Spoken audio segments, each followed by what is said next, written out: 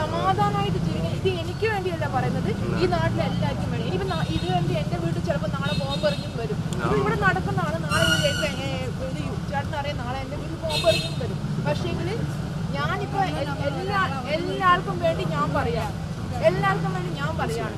കാരണം ജീവിക്കണം, മനുഷ്യന്റെ സമാധാനമായി ജീവിക്കാനുള്ള മനസ്സിലായി.